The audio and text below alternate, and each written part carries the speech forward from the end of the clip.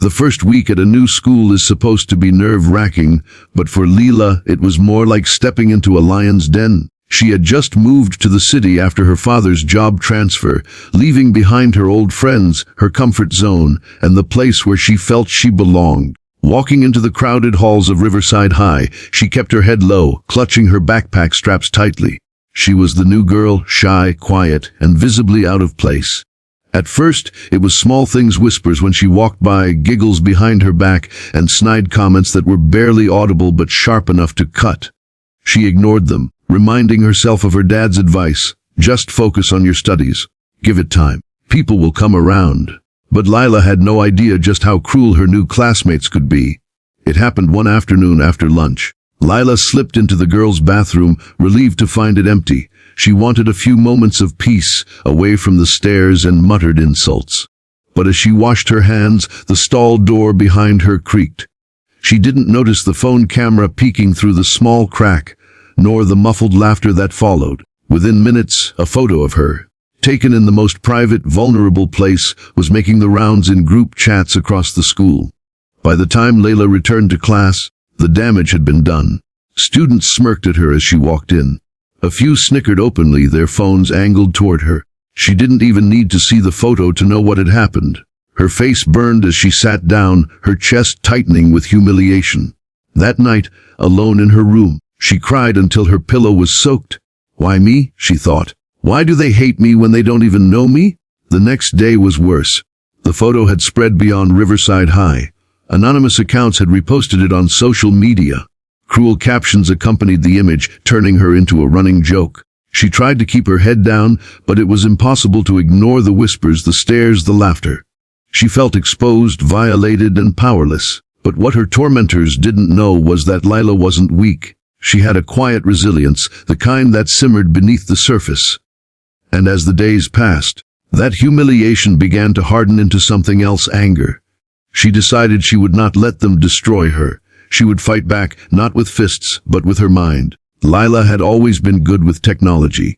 Back at her old school, she'd been part of the coding club. She understood social media algorithms, privacy settings, and even a bit of hacking. Now those skills would become her weapon. She began by observing her bullies, Chloe, the ringleader, and her friends, the ones who had taken the photo. They lived for attention, posting every detail of their lives online, and that was their weakness. Late at night, while they slept, Lila dug into their public profiles. She noticed patterns. Chloe always left her accounts logged in on shared school computers. Her friends used the same weak passwords across multiple sites. With careful steps, Lila collected screenshots, old messages, and embarrassing posts they thought were deleted. She wasn't reckless, she was meticulous. A week later, the tables turned. Without warning, Chloe's Instagram was flooded with screenshots of her own cruel messages, mocking other girls, even backstabbing her so-called friends. Another bully's account suddenly revealed private selfies she had taken and hidden, not humiliating, but just enough to expose her vanity and hypocrisy. One by one, their perfect reputations cracked under the weight of their own secrets. The school erupted in chaos. The same students who had laughed at Lila now turned their scorn on Chloe and her crew. The whispers shifted, this time against the bullies.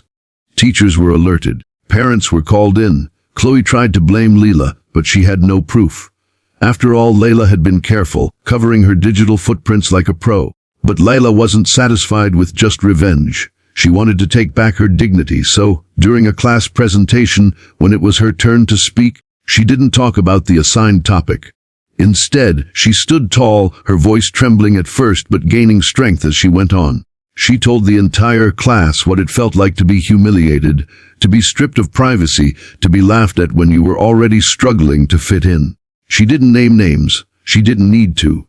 By the time she finished, the room was silent, many students staring down at their desks in shame. The message spread further than she imagined. Some students even apologized to her privately.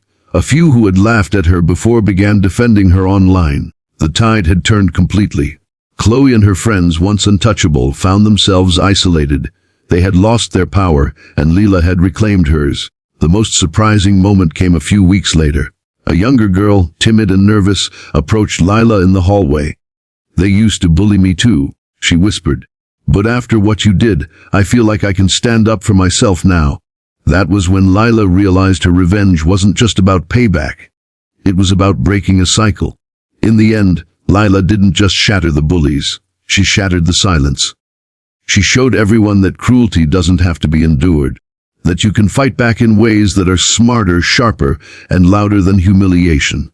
She walked through the halls of Riverside High with her head held high. No longer the shy new girl, but the girl who turned her pain into power. And the message she left behind echoed through every whispered conversation and every scroll through social media. You may think you can break someone with cruelty, but sometimes the person you try to destroy becomes the one who destroys your cruelty instead.